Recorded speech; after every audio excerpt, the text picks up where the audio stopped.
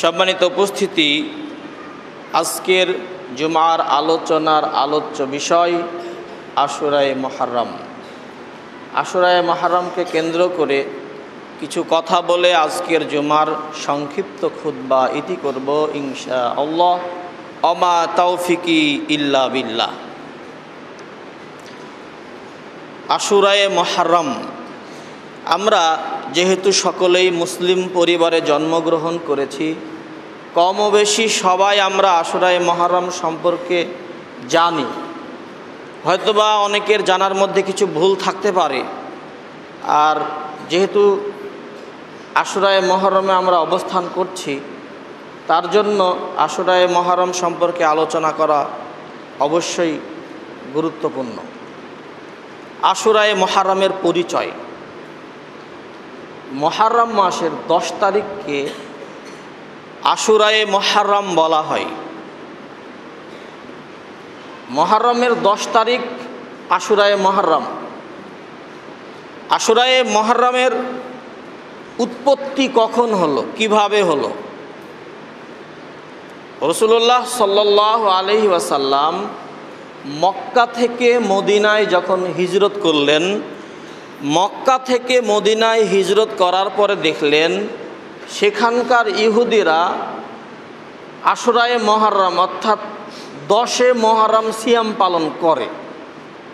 রাসূলুল্লাহ সাল্লাল্লাহু আলাইহি সাল্লাম তাদের এই সিয়াম সম্পর্কে জানতে চাইলেন, কি কারণে তারা এই সিয়াম রাখে। তারা বলল, এই দিনে 10 মুহররম আল্লাহ রাব্বুল আলামিন আমাদের নবী মুসা আলাইহিস সালাতু ওয়াস সালামকে ফেরাউনের হাত থেকে রক্ষা করেছিলেন, ফেরাউনের হাত থেকে হেফাজত করেছিলেন। এর শুকরিয়ার্থে মুসা আলাইহিস সালাতু ওয়াস সালাম সিয়াম রাখতেন। তাই আমরা ইহুদি, আমরাও রাখি। তখন রাসূলুল্লাহ সাল্লাল্লাহু আলাইহি সাল্লাম বললেন যে তোমাদের থেকে তো আমরা মুসা আলাইহিস সালাতু ওয়াস সালামের আরও নিকটবর্তী, আমরাও সিয়াম রাখব। অর্থাৎ এই আশুরায়ে মুহররমের প্রথম যে সূত্রপাত, প্রথম যে উৎপত্তি ঘটে, মুসা আলাইহিস সালাতু ওয়াস সালাম যখন ফেরাউনের হাত থেকে আল্লাহ রাব্বুল আলামিন রক্ষা করলেন, তখন মুসা আলাইহিস সালাতু ওয়াস সালাম আল্লাহর শুকরিয়ার্থে তিনি এই 10 মুহররম যখনই আসতো তিনি সিয়াম রাখতেন। আর এর অনুসারী হয়ে মুসা আলাইহিস সালাতু ওয়াস সালামের উম্মাহ যারা ইহুদি, বর্তমানে ইহুদি নামে যারা পরিচিত, তারাও সিয়াম রাখত। তখন রাসূল সাল্লাল্লাহু আলাইহি সাল্লাম এটা জানতে পারায় তিনিও সিয়াম রাখা শুরু করলেন। তাহলে আমরা বুঝতে পারলাম যে এই আশুরায়ে মুহররমের সিয়াম উৎপত্তিটা অনেক আগের উৎপত্তি। কোন সময়ে?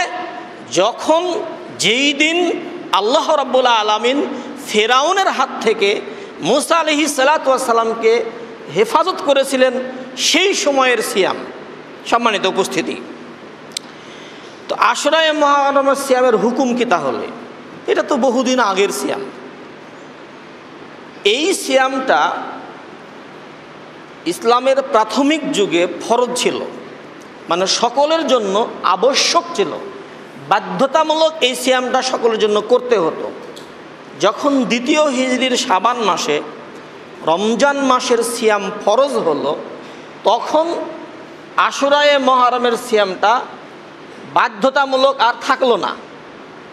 রাসূলুল্লাহ সাল্লাল্লাহু আলাইহি সাল্লাম বললেন যে এই দিনে আশুরায়ে মুহররমে আমি সিয়াম আছি, তোমরা যারা ইচ্ছুক তারা সিয়াম রাখতে পারো, যারা ইচ্ছা ছাড়তে পারো। এটা তোমাদের জন্য ফরজ নয়, তোমাদের জন্য এটা কি নয়, ফরজ নয়। সহিহ বুখারীর 2003 নম্বর হাদিসটা আমরা একটু লক্ষ্য করলেই বুঝতে পারবো। এই হাদিসে রাসূলুল্লাহ সাল্লাল্লাহু আলাইহি সাল্লাম এভাবে বলছেন যে আশুরায়ে মুহররমের সিয়াম তোমাদের জন্য ফরজ নয়, আবশ্যকীয় নয়।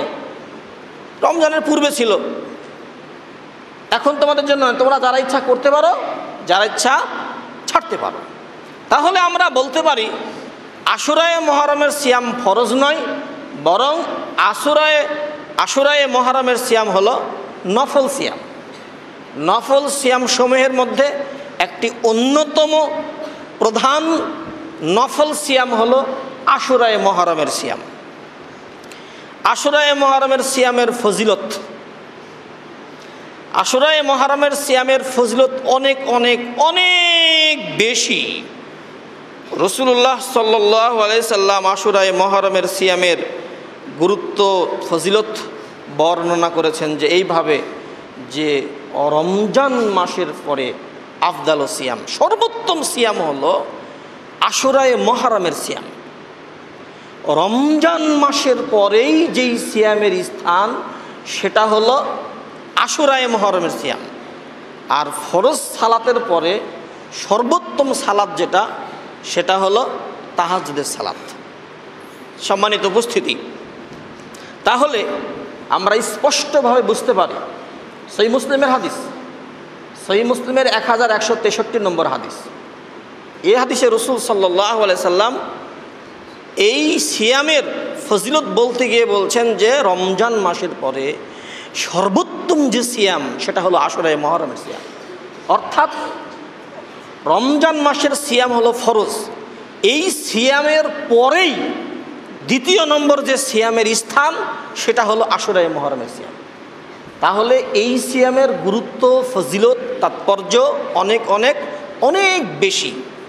সম্মানিত উপস্থিতি, আশুরায়ে মুহররমের সিয়াম এতটুকুই শুধু নয়, রাসূল সাল্লাল্লাহু আলাইহি সাল্লাম বলছেন যে আমি আশা রাখি আশুরায়ে মুহররমের সিয়াম বিগত 1 বছরের সমস্ত পাপের কাফারা হয়ে যাবে। সুবহানাল্লাহ। আরও বেশি গুরুত্বারোপ হচ্ছে। প্রথমে শুনলাম কি, সর্বোত্তম সিয়াম হলো রমজানের পরে সবচেয়ে বেশি গুরুত্বপূর্ণ সিয়াম হলো আশুরায়ে মুহররমের সিয়াম। এই হাদিসে আমরা জানতে পারছি যে আশুরায়ে মুহররমের সিয়ামের ব্যাপারে রাসূল সাল্লাল্লাহু আলাইহি ওয়াসাল্লাম বলছেন যে আহতাসিবু আলাল্লাহ, আমি আশা করি এই আশুরায়ে মুহররমের ব্যাপারে যে এটা বিগত 1 বছরের সমস্ত সগীরা গুনাহসমূহের কাফারা হয়ে যাবে। সুবহানাল্লাহ। তবে কাবিরা গুনাহ ক্ষমার জন্য শর্ত হলো তৌবা। তৌবা ছাড়া কিন্তু কাবিরা গুনাহ ক্ষমা হবে না। এটা আম কথা, স্বাভাবিক কথা, যে কোনো কাবিরা গুনাহ ক্ষমা চাইতে হলে, পেতে হলে তৌবা করতে হবে, নিজেকে সংশোধন করতে হবে, সেই পাপ বন্ধ করতে হবে, ফিরে আসতে হবে, আল্লাহর কাছে ক্ষমা চাইতে হবে এবং ভবিষ্যতে এই রকম পাপে আর জড়াবে না, এই রকমভাবে আল্লাহর কাছে কাকুতি মিনতি করে কান্নাকাটি করতে হবে, ক্ষমা চাইতে হবে। আর স্বাভাবিকভাবে যে পাপগুলো হয় আমাদের, এই বিগত 1 বছরের পাপের কাফারা হয়ে যাবে ইনশাআল্লাহ এই আশুরায়ে মুহররমের সিয়াম। সম্মানিত উপস্থিতি, আশুরায়ে মুহররমের সিয়ামের সংখ্যা, আশুরায়ে মুহররমের সিয়াম আমরা কয়টা করব? আমরা আগে যে হাদিসগুলো শুনলাম, এই হাদিসগুলো থেকে আমরা বুঝতে পারি যে আশুরায়ে মুহররম বলতে যেটা বোঝাচ্ছে একটা সিয়াম বোঝাচ্ছে, একটি সিয়াম। কিন্তু সহিহ মুসলিমের হাদিস 1134 নম্বর হাদিস, এই হাদিসে একজন সাহাবী রাসূল সাল্লাল্লাহু আলাইহি সাল্লামকে বলল, ইয়া রাসূলুল্লাহ, ইহুদিরা যে দিনে সিয়াম পালন করে 10 মুহররম, তারাও 10 মুহররম সিয়াম রাখে, আমরাও সিয়াম রাখি, তাহলে তো ইহুদিদের আর আমাদের আমল কি হয়ে গেল, মিলে গেল। তখন রাসূলুল্লাহ সাল্লাল্লাহু আলাইহি সাল্লাম বললেন, আল্লাহ রাব্বুল আলামিন যদি আমাকে আগামী বছর বাঁচিয়ে রাখেন, তাহলে আমরা 9 ও 10, 9 মুহররম এবং 10 মুহররম আমরা 2টি সিয়াম পালন করব ইনশাআল্লাহ। কিন্তু দুঃখজনক বিষয় যে আগামী বছর আসার পূর্বেই রাসূলুল্লাহ সাল্লাল্লাহু আলাইহি সাল্লাম পৃথিবী থেকে বিদায় গ্রহণ করলেন। কিন্তু এখান থেকে স্পষ্ট হয়ে গেল যে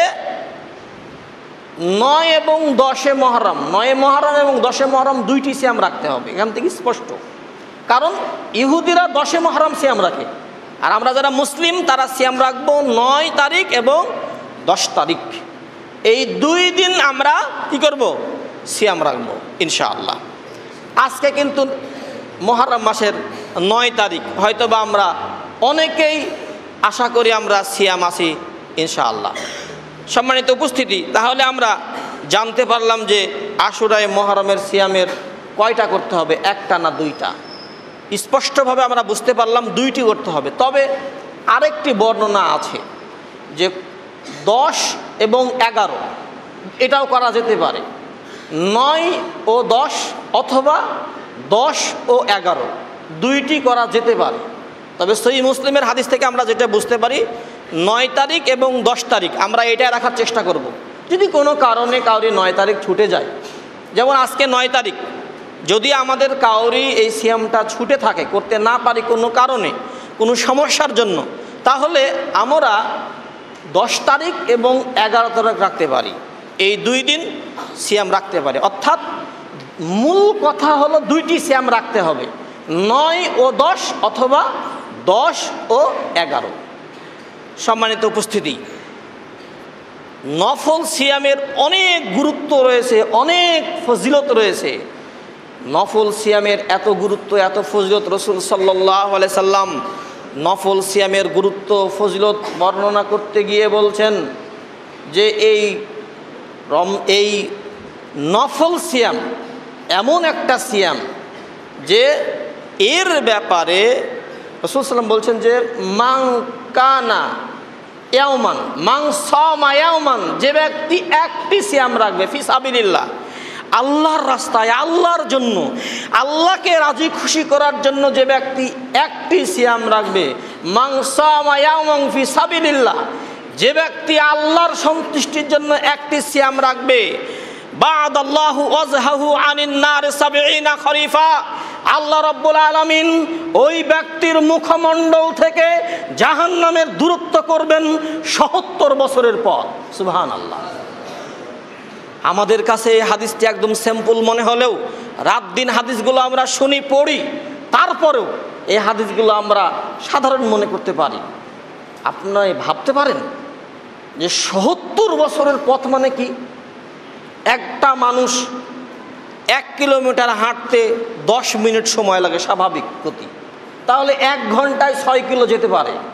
একদিনে কত দূর যাবে? 1 সপ্তাহে একটা মানুষ হেঁটে গেলে, সর্বনিম্ন হলো পায়ে হেঁটে চলা, 1 সপ্তাহে কত দূর যেতে পারে? একটি মানুষ 1 মাস যদি পায়ে হেঁটে চলে কত দূর যেতে পারে? 1 বছর যদি একটা মানুষ পায়ে হেঁটে চলে কত দূর যেতে পারে? এইভাবে 1 বছর, 5 বছর, 10 বছর, 20 বছর, 30 বছর, 40 বছর, 50 বছর, 60 বছর, 70 বছর ধরে কোনো মানুষ যদি সর্বনিম্ন পায়ে হেঁটে চলে তাহলে কত দূর যেতে পারে? রাসূল সাল্লাল্লাহু আলাইহি সাল্লাম এই নফল সিয়ামের গুরুত্ব ফজিলত বলতে গিয়ে এইভাবে বলছেন, বা'দাল্লাহু ওয়াজহাহু আনিন নার ৭০ খরিফা, কেউ যদি একটি সিয়াম আল্লাহর সন্তুষ্টির জন্য রাখে, আল্লাহকে রাজি খুশি করার জন্য রাখে, কোনো লোকের নাম ফুটানোর জন্য নয়, মানুষকে দেখানোর জন্য নয়, এক আল্লাহর সন্তুষ্টির জন্য রাখে, আর রাসূল সাল্লাম বলছেন যে আল্লাহ রাব্বুল আলামিন এত খুশি হবেন যে তার মুখমণ্ডল থেকে জাহান্নামের দূরত্ব করবেন ৭০ বছরের পথ। সুবহানাল্লাহ। এই কথার অর্থ এটা, যে ব্যক্তি আল্লাহর সন্তুষ্টির জন্য একটি সিয়াম রাখতে পারবে সে কখনোই জাহান্নামে যেতে পারে না। অর্থাৎ সে জাহান্নামে যেতে পারে না। ৭০ বছরের পথ মানে অনেক লম্বা পথ। এটা একটা পরিভাষা, এটা একটা পরিভাষা। সম্মানিত উপস্থিতি, তাহলে শুধু এতটুকুই নয়, নফল সিয়ামের গুরুত্ব ফজিলত বলতে গিয়ে রাসূলুল্লাহ সাল্লাল্লাহু আলাইহি সাল্লাম বলেন, আল্লাহ রাব্বুল আলামিন বলেছেন, মানে হাদিসে কুদসি, আস-সাওমু লি ওয়া আনা আজজি বিহি, সিয়াম আমি আল্লাহ, আমার জন্য এর প্রতিদান আমি আল্লাহ নিজে হাতে প্রদান করব। সুবহানাল্লাহ। সিয়াম কত বড় দামি ইবাদত! ইবাদতের জগতে যতগুলো ইবাদত আছে, যতগুলো আমল রয়েছে, তার মধ্যে একটা সম্পূর্ণ ব্যতিক্রম ধর্মী আমল হলো সিয়াম। সাদাকা করেন, নেকি লিখবে ফেরেশতা। সালাত আদায় করেন, নেকি লিখবে ফেরেশতা। হজ করেন, আপনি হজ করলে আপনার জীবনে যত পাপ, সমস্ত পাপগুলোকে ক্ষমা করে দেওয়া হবে। কিন্তু এটা করবে কে? ফেরেশতা। আর সিয়াম এমনই একটা আমল, সিয়াম এমনই একটা ইবাদত, যার নেকি, যার প্রতিদান আল্লাহ রাব্বুল আলামিন নিজ হাতে প্রদান করবেন। সুবহানাল্লাহ। আমরা কি চিন্তা করতে পারি?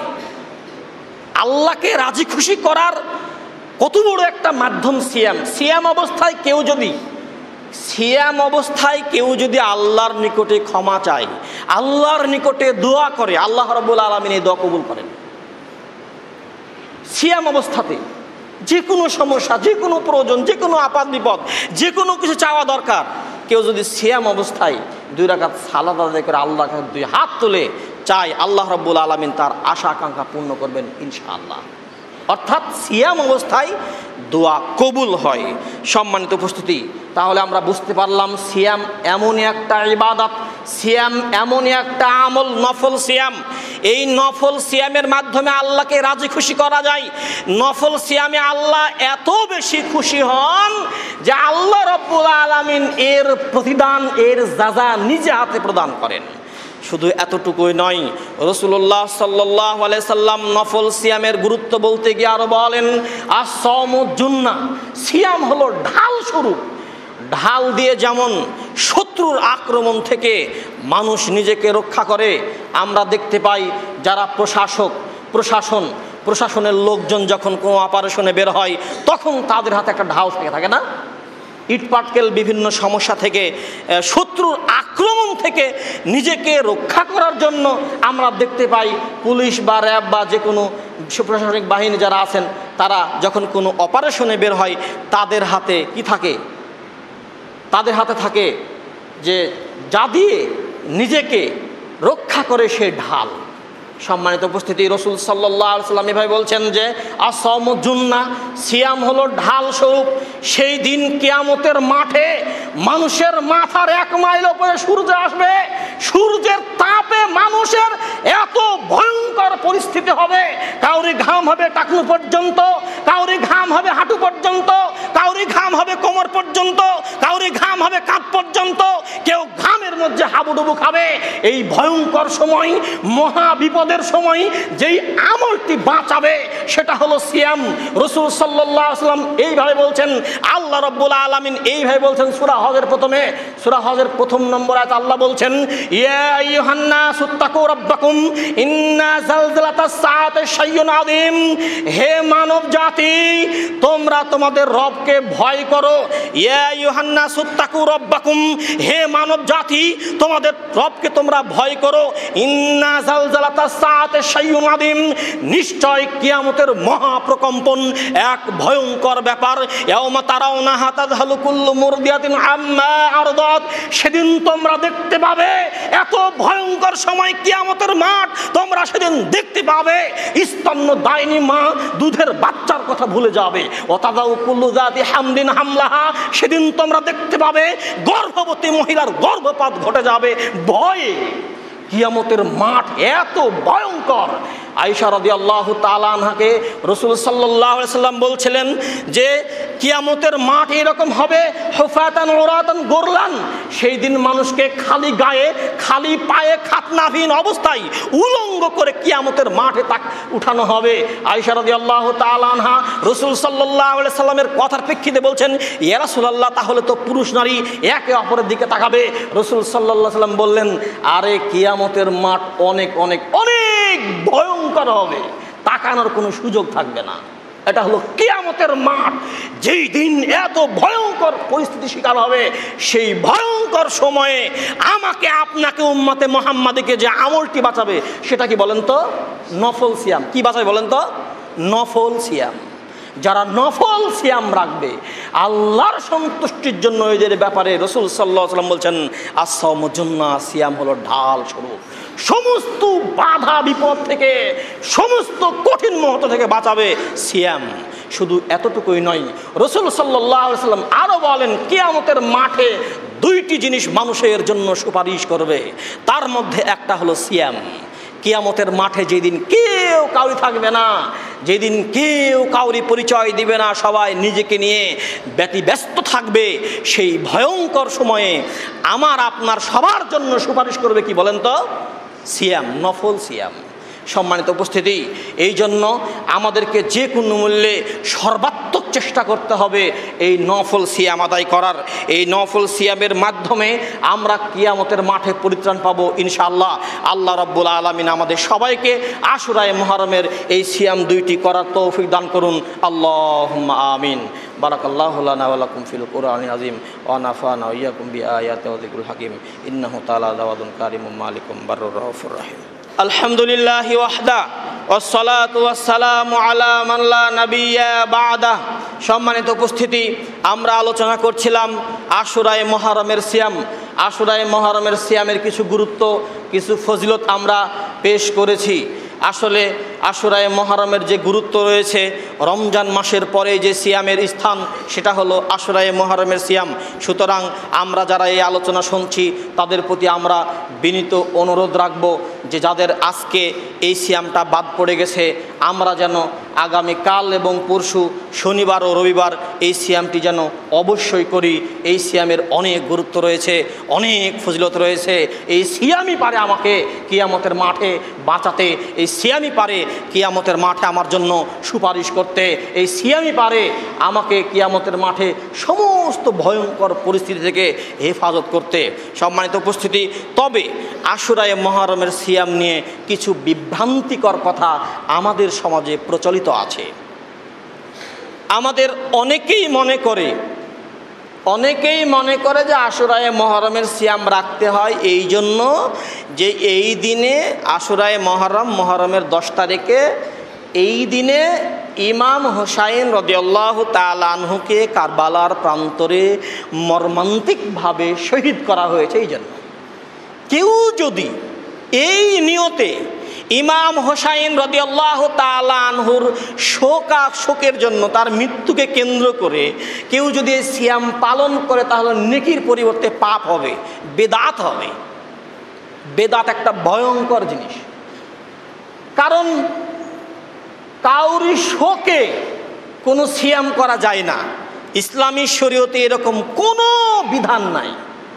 বরং এক শ্রেণীর মানুষ যারা শিয়া সম্প্রদায় বিশেষ করে, তাদের থেকেই এটা প্রকাশিত হয়েছে। তাদের থেকে অনেক কথা সমাজে প্রচলিত আছে। তারা এই দিনকে কেন্দ্র করে কি করে, আশুরায়ে মুহররম মানে সবাই জানে যে এই দিনে ইমাম হোসেনকে শহীদ করা হয়েছে, এই জন্য এই সিয়াম রাখতে হয়। সম্মানিত উপস্থিতির সম্পূর্ণ ভুল কথা, সম্পূর্ণ বানোয়াট, ভিত্তিহীন, অযৌক্তিক কথা। এই নিয়তে সিয়াম রাখা যাবে না, কোনো আমল করা যাবে না। ইমাম হোসাইনকে শহীদ করার জন্য আমরাও মর্মাহত, আমরাও শোকাহত, আমরাও ব্যথিত, কিন্তু তার মৃত্যুকে কেন্দ্র করে কোনো প্রকার আমল করা যাবে না। ইমাম হোসাইন রাদিয়াল্লাহু তাআলা আনহু তিনি অনেক সম্মানী ব্যক্তি ছিলেন, আমরা জানি এবং আমরা মানি। ইমাম হোসাইন রাদিয়াল্লাহু তাআলা আনহুর থেকে সম্মানিত ব্যক্তি কি তার পিতা আলী রাদিয়াল্লাহু তাআলা আনহু ছিলেন না? অবশ্যই ছিলেন। আলী রাদিয়াল্লাহু তাআলা আনহু এত বড় মানুষ, তার এত সম্মান। রাসূলুল্লাহ সাল্লাল্লাহু আলাইহি সাল্লাম খায়বারের যুদ্ধে তার উপাধি দিলেন আসাদুল্লাহ, আল্লাহর সিংহ। তিনি কত বড় মানুষ ছিলেন। তিনি ফজরের সালাত যখন আদায় করার জন্য বের হয়েছিলেন, তখন কাফের বেঈমানেরা, খারেজি সম্প্রদায় তাকে নিষ্ঠুরভাবে, মর্মান্তিকভাবে, খুব ভয়ঙ্করভাবে শহীদ করেছিল। তাহলে আলী রাদিয়াল্লাহু তাআলা আনহুর মৃত্যুতে তো কোনো কিছু করা হয় না, কোনো সিয়াম পালন করা হয় না। আমরা এই বিষয়টা স্পষ্ট করতে চাচ্ছি যে আসলে ইমাম হোসাইন রাদিয়াল্লাহু তাআলা আনহুর মৃত্যুতে এটা করা যে যাবে না, এটা যে সঠিক নয়, এর কিছু নমুনা পেশ করতে চাচ্ছি। তার মধ্যে একটা হলো যে ইমাম হোসাইন রাদিয়াল্লাহু তাআলা আনহুর থেকে সম্মানী ছিলেন তার পিতা আলী রাদিয়াল্লাহু তাআলা আনহু। আলী রাদিয়াল্লাহু তাআলা আনহুকে কীভাবে মর্মান্তিকভাবে শহীদ করা হয়েছে, তারপরেও সেই দিবস পালন করা হয় না, তার শোক দিবস পালন করা হয় না। তার থেকে আরেকজন বড় সম্মানী ব্যক্তি ছিলেন, তিনি হলেন উসমান ইবনে আফফান রাদিয়াল্লাহু তাআলা আনহু, যার উপাধি ছিল জুন্নুরাইন, দুই জ্যোতির অধিকারী অর্থাৎ রাসূলুল্লাহ সাল্লাল্লাহু আলাইহি সাল্লাম ওসমান রাদিয়াল্লাহু তাআলা আনহুর সাথে তার দুইটি মেয়ের বিয়ে দিয়েছিলেন। প্রথমে বিয়ে দেওয়ার পরে একজন সে মারা যাওয়ার পরে আরেকজন মেয়ের সাথে তিনি বিয়ে দিয়েছিলেন। অর্থাৎ তিনি অনেক অনেক অনেক সম্মানী ব্যক্তি, যার ইসলামে কত তাৎপর্য রয়েছে, যার কত ভূমিকা রয়েছে। আমরা বলতে পারি তিনি যখন ঘরের ভেতরে কোরআন তেলাওয়াত করছিলেন সেই সময় মর্মান্তিকভাবে ওসমান ইবনে আফফান রাদিয়াল্লাহু তাআলা আনহুকে শহীদ করা হয়েছিল। তারপরেও তার মৃত্যুকে কেন্দ্র করে শোক পালন করা হয় না। শুধু এতটুকুই নয়, তার থেকে দামি ব্যক্তি ছিলেন ওমর ইবনুল খাত্তাব রাদিয়াল্লাহু তাআলা আনহু। তিনি এত সম্মানের অধিকারী ছিলেন, আল্লাহ রাব্বুল আলামিন তাকে এত সম্মান দিয়েছিলেন। রাসূল সাল্লাল্লাহু আলাইহি সাল্লাম তার ব্যাপারে বলেন, ওমর রাদিয়াল্লাহু তাআলা আনহু যেই দিক দিয়ে হাঁটেন শয়তান সেই রাস্তা দিয়ে হাঁটে না। তাহলে উমরের কত দাম, কত সম্মান, কত মর্যাদা, তার কত সম্মান দিয়েছেন আল্লাহ। তারপরেও ওমর ইবনুল খাত্তাব রাদিয়াল্লাহু তাআলা আনহু যখন ফজরের সময় জামাতে ইমামতি করছিলেন সেই সময় আবু লুলু ফিরোজ নামক এক অগ্নিপূজক তাকে খুব ভয়ঙ্করভাবে শহীদ করেছিল। তিনি সালাত আদায় করছিলেন, এমত অবস্থায় সহিহ বুখারীতে হাদিসটি স্পষ্ট আছে, লম্বা হাদিস। ওমর ইবনুল খাত্তাব রাদিয়াল্লাহু তাআলা আনহু ফজরের সালাতের ইমামতি করছিলেন, এইরত অবস্থায় আবু লুলু ফিরোজ নামক এক অগ্নিপূজক এসে তাকে ধারালো ছুরি দিয়ে আঘাত করে। সেই ছুরির দুই দিকেই ধার ছিল, মাঝখানে ধরার এই দিকেও ছুরির ধার, এইদিকেও দুই দিকে ধারালো ছুরি। সেই ছুরি দিয়ে তিনি তাকে এমনভাবে আঘাত করেছিলেন এই পার থেকে ওই পার হয়ে গেছিল, তার ভুঁড়ি সব বের হয়ে গেছিল। তারপরে তিনি বেশ কিছুক্ষণ তিনি জীবিত ছিলেন। সম্মানিত উপস্থিতি, সেই দিন একজন নয়, দুইজন নয়, 13 জন সাহাবী শহীদ হয়েছিলেন। সেই দিনকে কেন্দ্র করে শোক পালন করা হয় না। ওমর ইবনুল খাত্তাব রাদিয়াল্লাহু তাআলা আনহুকে এত মর্মান্তিকভাবে শহীদ করা হলো, তারপরেও এত বড় মানুষ, এত দামি মানুষ, এত সম্মানী মানুষ, তারপরেও তার মৃত্যুকে কেন্দ্র করে শোক পালন করা হয় না, সিয়াম রাখা হয় না, মাতম করা হয় না, এগুলো কিছু করা হয় না। সম্মানিত উপস্থিতি, তার থেকে আরো দামি মানুষ ছিলেন আবু বকর রাদিয়াল্লাহু তাআলা আনহু, যিনি রাসূল সাল্লাল্লাহু আলাইহি সাল্লামের সাথে সব সময় থাকতেন। রাসূল সাল্লাল্লাহু আলাইহি সাল্লামের সব থেকে কাছের বন্ধু যিনি ছিলেন তিনি ছিলেন আবু বকর রাদিয়াল্লাহু তাআলা আনহু। তার মৃত্যুতেও কি করা হয় না, কোনো শোক পালন করা হয় না। শুধু এতটুকুই নয়, রাসূলুল্লাহ সাল্লাল্লাহু আলাইহি সাল্লাম ছিলেন সব থেকে দামি মানুষ। রাসূলুল্লাহ সাল্লাল্লাহু আলাইহি সাল্লামের মৃত্যুকে কেন্দ্র করেও কোনো শোক পালন করা হয় না। হয় নাকি? হয় না। সম্মানিত উপস্থিতি, এর মাধ্যমে এতটুকু বলতে যাচ্ছি, রাসূল সাল্লাল্লাহু আলাইহি সাল্লামের থেকে মর্যাদায় বেশি ছিলেন না ইমাম হুসাইন রাদিয়াল্লাহু তাআলা আনহু।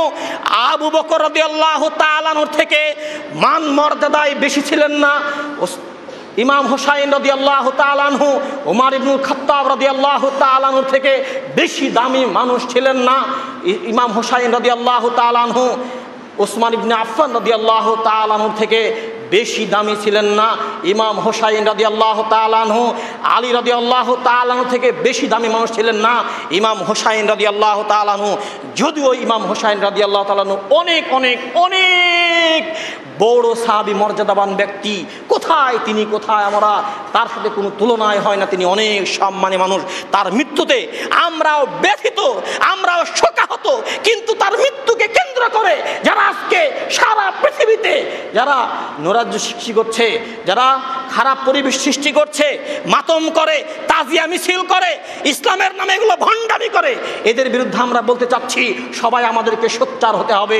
এগুলো সম্পূর্ণ বানোয়াট, সম্পূর্ণ ভিত্তিহীন, সম্পূর্ণ পাগলামি ছাড়া আর কিছুই নয়। সম্মানিত উপস্থিতি, এই জন্য আমাদেরকে অবশ্যই এই বিষয়ে সতর্ক থাকতে হবে। এগুলো সম্পূর্ণ বানোয়াট, এর সাথে ইসলামের কোনো সম্পর্ক নাই, এর সাথে ইসলামের কোনো সম্পর্ক থাকতে পারে না। সম্মানিত উপস্থিতি, এই জন্য আমরা বলতে পারি, আরও কিছু বলা যেতে পারে যে অনেকেই মনে করে যে ইয়াজিদ ইমাম হুসাইন রাদিয়াল্লাহু তাআলা আনহুকে শহীদ করেছে। এটা সম্পূর্ণ একটা ভুল রিপোর্ট, সম্পূর্ণ ভুল তথ্য। এটা এই কথা সম্পূর্ণ মিথ্যা, এটা অপবাদ, অপবাদ ছাড়া কিছুই নয়। উবাইদুল্লাহ ইবনে জিয়াদকে ইয়াজিদ, তার থেকে ইয়াজিদের থেকে কিন্তু কিছু হাদিস কি এসেছে, কিছু হাদিস তার থেকে বর্ণিত হয়েছে। সুতরাং আমরা ইয়াজিদ সম্পর্কে যে সকল খারাপ ধারণা করি, খারাপ মন্তব্য করি, তাকে নিয়ে যে বাজে সমালোচনা করি, এগুলো করা আমাদের আদৌ উচিত নয়। সম্মানিত উপস্থিতি, ইয়াজিদকে আমরা ভালোও বলবো না, আবার যে তিনি খারাপ তাও বলবো না। ইয়াজিদকে আমরা ভালোও বলবো না, খারাপও বলবো না। যার সম্পর্কে আমরা ভালো জানি না সেটা নিয়ে আমাদের আলোচনা করা মোটেও সঠিক নয়। উবাইদুল্লাহ ইবনে জিয়াদকে তিনি বলেছিলেন চিঠির মাধ্যমে যে ইমাম হোসাইন রাদিয়াল্লাহু তাআলা আনহুকে তুমি, সে বায়াত নিচ্ছে, তার বায়াত ঠেকাও। তাকে বায়াত ঠেকানোর জন্য বলা হয়েছিল, কিন্তু তিনি সব কিছুর জন্য দায়ী উবাইদুল্লাহ ইবনে জিয়াদ। আমরা এটা হয়তো বলতে পারি, আমরা ইয়াজিদকে সম্পূর্ণ দোষী বলতে পারি না। তার দোষ থাকতে পারে, অবশ্যই তার দোষ আছে, আমরা বলতে পারি। কিন্তু তাকে নিয়ে আমরা যেভাবে কটূক্তি করি, গালিগালাজ করি, বাজে মন্তব্য করি, এগুলো আমাদের করা হয়তো বা উচিত নয়। আসলে ইমাম হোসাইন রাদিয়াল্লাহু তাআলা আনহুকে যিনি শহীদ করেছিলেন তিনি হলেন শিমার বিন জুল জাওশান। ইয়াজিদ ইমাম হোসাইনকে শহীদ করেননি। যখন ইয়াজিদের নিকটে খবর পৌঁছলো ইমাম হোসাইন রাদিয়াল্লাহু তাআলা আনহুকে শহীদ করা হয়েছে, তখন তিনি মর্মাহত, ব্যথিত হয়েছিলেন, শোকাহত হয়েছিলেন। তার যে পরিবার ছিল তাদেরকে তিনি সুন্দরভাবে ভালো পরিবেশে তাদেরকে মদিনায় পাঠিয়ে দিয়েছিলেন। এখান থেকে বোঝা যাচ্ছে ইয়াজিদ আসলে নির্দেশ দেননি। তিনি মূলত যেটা চাইছিলেন যে যাতে ইমাম হোসাইন যাতে খলিফা না হতে পারে, সে যাতে বায়াত নিতে না পারে, তার সব কার্যকলাপগুলো বন্ধ করতে, এরকম তার একটা মনোভাব ছিল। মূলত তাকে খারেজি সম্প্রদায় যারা, তারাই হত্যা করেছে। যারা বর্তমানে শিয়া, যারা শিয়া নামে পরিচিত, যারা আজকে ইমাম হোসাইনের মৃত্যুকে কেন্দ্র করে এত কিছু করছে, তাজিয়া মিছিল করছে, বুক চাপড়ায়, রক্তাক্ত করে নিজের শরীরকে আগুনে ঝাঁপ দেয়, তারা অস্ত্র দিয়ে নিজেদের শরীরে আঘাত করে, আঘাত করে করে শরীরকে রক্তাক্ত করে ফেলে। এই শিয়া সম্প্রদায় ইমাম হোসাইন রাদিয়াল্লাহু তাআলা শহীদের জন্য এরাই দায়ী, এরাই মূলত দায়ী। সম্মানিত উপস্থিতি, এটা সম্পূর্ণ ভুল কথা। তাহলে আমরা বলতে পারি, তাহলে আমাদের সমাজে এইরকম অবস্থা কেন? সবাই তো জানে যে ইমাম হোসাইনকে শহীদ করেছে ইয়াজিদ। এর কারণ কি? এরও পিছনে কিছু কারণ আছে, এমনিতেই তো আর না, এমনিতে তো এটা হয়নি। এক শ্রেণীর আমাদের মতো পেট পূজারি কিছু হুজুর, এরাই হয়তো বা দেখেন বিভিন্ন মসজিদে গেলে এখন শুনতে পাওয়া যাবে বয়ান হচ্ছে, খুতবা হচ্ছে, এটা সেটা নিয়ে কত গালিগালাজ চলতেছে, কত কি বলা হচ্ছে। মানে সাধারণ মানুষ তো আর কিছু বোঝে না, হুজুরেরা যেটা বলছে চটি বই পড়ে, এটা সেটা পড়ে ওগুলো প্রচার করছে, সাধারণ মানুষ এগুলো জানছে। আর সাধারণ মানুষ এটা জেনে কী করছে? অকথ্য ভাষায় গালিগালাজ করছে, খারাপ ভাষা প্রয়োগ করছে, অনেক কিছু করছে। সম্মানিত উপস্থিতি, তাহলে এই মুসলিম সমাজের বিভ্রান্ত হওয়ার কারণ কি? এই মুসলিম সমাজের বিভ্রান্ত হওয়ার কয়েকটি কারণ রয়েছে। তার মধ্যে একটি কারণ আমরা বলতে পারি, মীর মশাররফ হোসাইনের একটা কাহিনী আছে, সেটা হলো বিষাদ সিন্ধু। এই উপন্যাস, বিষাদ সিন্ধু, এই উপন্যাস, তিনি একটা কাল্পনিক একটা উপন্যাস। এই উপন্যাস পড়ে শত শত হাজার হাজার মুসলিম সমাজ এইখান থেকে পড়ে তারা অবান্তর কিছু কথাগুলো শুনছে, বুঝছে, যেটা সম্পূর্ণ ভিত্তিহীন, সম্পূর্ণ কাল্পনিক কথা। মীর মশাররফ হোসেনের বিষাদ সিন্ধু এটা সম্পূর্ণ ভিত্তিহীন, সম্পূর্ণ বানোয়াট, মিথ্যা, পুরোটাই মিথ্যা, একটা কাল্পনিক রচনা, একটা উপন্যাস মাত্র। সুতরাং এই কাল্পনিক উপন্যাস পড়ে আপনারা পরিচিত হবেন না, এটা সম্পূর্ণ ভুল, এটার সাথে ইসলামের কোনো সম্পর্ক নাই। ইমাম হোসাইন রাদিয়াল্লাহু তাআলা আনহুর হত্যা আর এটার সাথে কোনো সম্পর্ক নাই। সম্মানিত উপস্থিতি, আমরা এই মুসলিম সমাজে বিভ্রান্ত হওয়ার কারণ প্রথম হিসেবে এটা বলতে পারি। দ্বিতীয় কারণ হিসেবে আমরা বলতে পারি যে সরকারিভাবে কর্মসূচি ও তৎপরতা, সরকারিভাবে এই দিনকে কিন্তু গ্রহণ করা হয়েছে। অফিস, আদালত, কোর্ট, কাচারি সব প্রতিষ্ঠানগুলো বন্ধ রাখা হয়। কেন বন্ধ রাখা হয়? এই দিনে ইমাম হোসাইন রাদিয়াল্লাহু তাআলা আনহুকে শহীদ করা হয়েছে, কারবালার প্রান্তরে ইয়াজিদ শহীদ করেছে, অমুক তমুক হ্যান ত্যান, অনেক অনেক অনেকগুলো ঘটনা সাজানো আছে, যার জন্য সাধারণ মানুষ মনে করে যে এই দিনে আসলে সত্য ঘটনা এগুলো। এর সত্যতা যাচাই করা মানুষ প্রয়োজন মনে করে না। সম্মানিত উপস্থিতি, আমরা এটা একটা কারণ বলতে পারি। আর একটা কারণ আমরা বলতে পারি শিয়াদের প্রচার প্রচারণা। যারা শিয়া, এরা বিশেষ করে ইরানে প্রায় ইরানের সবই শিয়া সম্প্রদায়। শিয়ারা, একটা কথা সবাই মাথায় রাখবেন, শিয়ারা মুসলিম নয়। যারা মনে করবে শিয়ারা মুসলিম, সেও মুসলিম না, তার আকীদায় সমস্যা আছে, আকীদাগত সমস্যা আছে। কারণ যারা শিয়া তারা কখনোই মুসলিম হতে পারে না। যারা শিয়া তারা মুসলিম নয়। যারা মনে করবে যে শিয়ারা মুসলিম, অনেক মুহাদ্দিসিনে কেরাম এরকম মন্তব্য করেছেন যে যারা মনে করবে শিয়ারা মুসলিম, তারাও মুসলিম নয়, তারাও ইসলাম থেকে খারিজ হয়ে গেছে, ইসলাম থেকে বের হয়ে গেছে এরাও।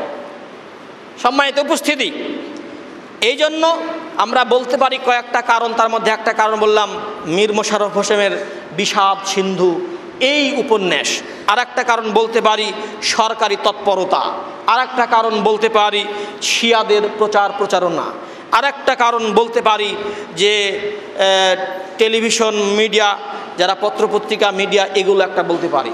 আমরা মিডিয়ায় দেখতে পাই যে এই দিবস কেন্দ্র করে কত ঘটনা, এক শ্রেণীর হুজুরেরা টেলিভিশনে বিভিন্ন জায়গায় আমরা দেখতে পাচ্ছি, ইন্টারনেটে, ইউটিউবে, ফেসবুকে বক্তব্য দিচ্ছে। মানুষ এগুলো শুনে বিভ্রান্ত হচ্ছে। মুসলিম সমাজ এই সব কপোলকল্পিত কাহিনী শুনে মানুষ বিভ্রান্ত হচ্ছে, যার সাথে ইসলামের কোনো সম্পর্ক নেই। এই সব কপোলকল্পিত কাহিনী থেকে মানুষ বিভ্রান্ত হচ্ছে। বিভ্রান্ত হওয়ার এটা একটা অন্যতম কারণ। কারণ সবাই এখন, সবার হাতে হাতে অ্যান্ড্রয়েড সেট, সবাই দেখছে, টেলিভিশন দেখছে, মোবাইল দেখছে, পেপার পত্রিকা দেখছে। এগুলো দেখে পড়ে বুঝে মানুষ কী হচ্ছে, বিভ্রান্ত হচ্ছে। সম্মানিত উপস্থিতি, আর একটা কারণ আমরা বলতে পারি যে বেদাতি আলেমদের অপপ্রচার। যারা বেদাতি আলেম, এক শ্রেণীর বেদাতি শিরক বেদাতপন্থী যারা আলেম আছে, এদের অপপ্রচারের মাধ্যমে মুসলিম সমাজ বিভ্রান্ত হচ্ছে। মুসলিম সমাজ বুঝে উঠতে পারে না কোনটা সঠিক কোনটা ভুল। রাসূলুল্লাহ সাল্লাল্লাহু আলাইহি ওয়াসাল্লাম তো এমনি আর বলেননি যে 3 শ্রেণীর মানুষকে দিয়ে জাহান্নাম উদ্বোধন হবে। তার মধ্যে একটা শ্রেণী হলো আলেম সমাজ, হুজুর। আলেমদেরকে দিয়ে জাহান্নাম উদ্বোধন হবে। কোন আলেম? পেট পূজারী আলেম। কোরআন হাদিস বোঝা নেই, নিজের মতো করে মন্তব্য করা। আমাদেরকে কোরআন হাদিস বুঝতে হবে সালাফদের বুঝ অনুযায়ী। নিজের মতো করে কোরআন হাদিস বুঝলে হবে না। সম্মানিত উপস্থিতি, আল্লাহ রাব্বুল আলামিন আমাদের সবাইকে বিষয়গুলো বোঝার এবং আমল করার তৌফিক দান করুন। আল্লাহুম্মা আমিন। আল্লাহ রাব্বুল আলামিন আমাদের সকলকে কোরআন এবং সহিহ হাদিস অনুযায়ী জীবনযাপন করার তৌফিক দান করুন। আল্লাহুম্মা আমিন। আল্লাহ রাব্বুল আলামিন আমাদের সকলকে হায়াতে তয়্যিবা দান করুন। আল্লাহুম্মা আমিন। আল্লাহ রাব্বুল আলামিন আমাদের সকলের দুনিয়া এবং পরকাল উভয়টা কল্যাণময় করে দিন। আল্লাহুম্মা আমিন। আল্লাহ রাব্বুল আলামিন আমাদের সকলকে কোরআন এবং সহিহ হাদিস অনুযায়ী জীবনযাপন করার তৌফিক দান করুন। আল্লাহুম্মা আমিন। আমাদের যে সকল পিতামাতা, দাদা দাদি, নানা নানি, আত্মীয় স্বজন অন্ধকার কবরে শুয়ে আছে, আল্লাহ রাব্বুল আলামিন সকলের কবরের শাস্তি মাফ করে দিন। আল্লাহুম্মা আমিন। সুবহানাকা আল্লাহুম্মা বিহামদিকা আশহাদু আল্লা ইলাহা ইল্লা আনতা আস্তাগফিরুকা ওয়া আতুবু ইলাইক।